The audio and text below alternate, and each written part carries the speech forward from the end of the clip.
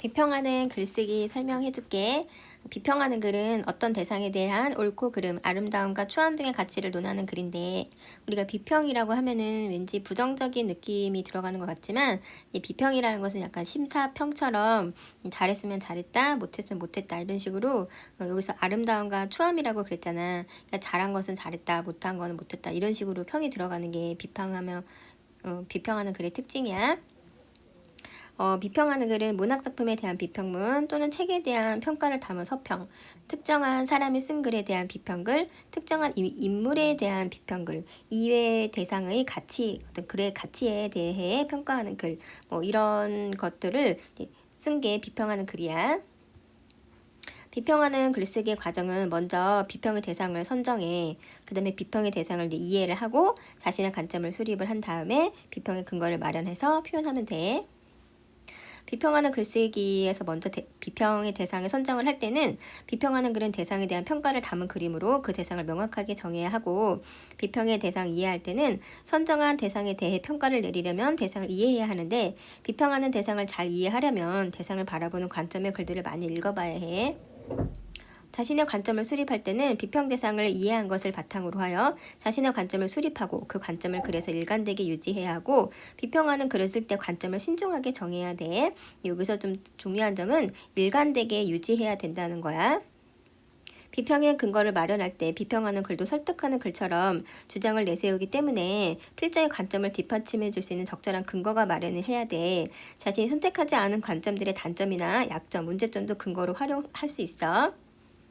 비평하는 글쓰기에서 5번째 표현하기 단계는 필자의 관점을 분명하게 드러내는 표현을 사용해야 하는데, 미사여구는 수식어 같은 거 지나치게 사용해서는 안 되고 간결한 표현을 사용해야 돼.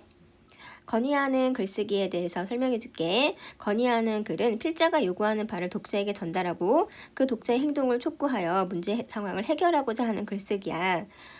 특징은 설득하는 글이나 비평하는 글과 달리 글 읽는 대상이 상당히 구체적으로 설정이 돼. 건의하는 글을 쓰는 방법은 보면은 건의하는 글은 독자의 공감을 유도하고 방안 요구의 구체화, 긍정적 효과 제시, 타당한 논거 제시, 예의 바르고 공손한 표현으로 글을 써야 돼. 먼저 건의하는 글을 쓸 때 문제 상황 심각성에 대해 공감을 이끌어내고, 또한 독자가 문제를 해결해야겠다는 의지를 갖게 할 수 있어. 방안 요구의 구체화는 문제를 해결하기 위한 방안이나 요구사항을 구체적으로 표현을 하는데, 이 요구사항은 합리적이고 실현 가능성이 있어야 해.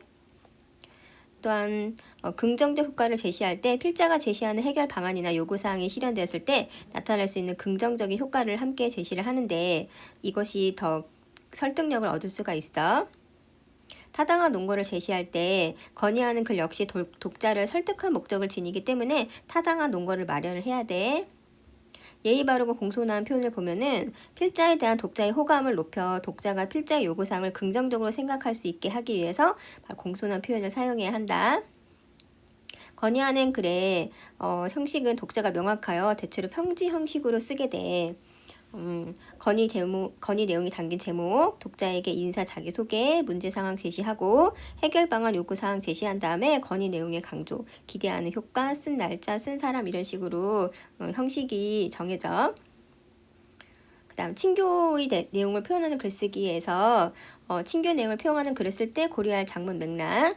여기서 친교의 내용은 대상이 독자야. 독자가 정해져 있고 독자와 나와의 관계, 독자의 나이와 관심사 등을 고려해야 돼.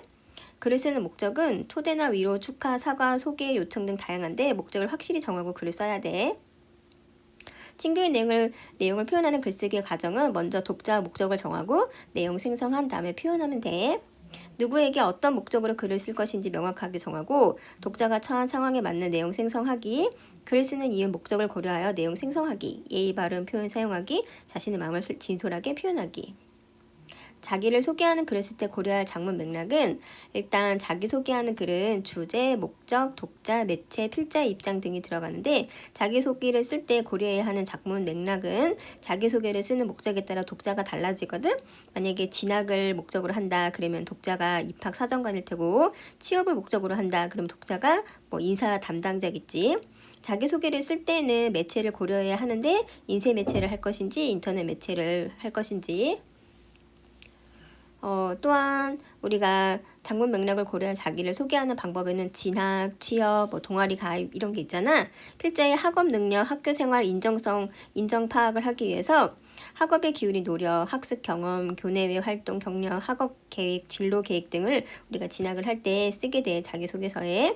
또한 취업을 할 때는 필자가 업무 수행 능력을 갖고 있는지 파악하는 거라서 자신의 학업과 해당 직무와의 연관성, 경력사항, 지원 동기, 입사 후 포부 등을 서술하면 돼. 동아리 가입할 때 자기소개는 동아리에 대한 필자의 관심과 열정을 쓰면 되는데 취미, 특기, 동아리 지원 동기 등을 서술하면 돼.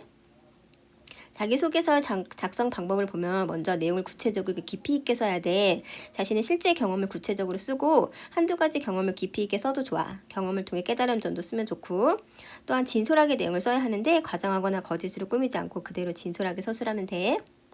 자기소개서 작성 방법은 창의적으로 내용을 구성을 해야 되는데 개성이 잘 드러나게 독창적인 면을 부각시키고 상투적인 표현, 너무 뻔한 표현 있지? 그런 건 좀 자제하는 게 좋아. 품격 있는 표현을 사용해야 하는데 비속어나 어법에 맞지 않는 말 사용하면 안 돼.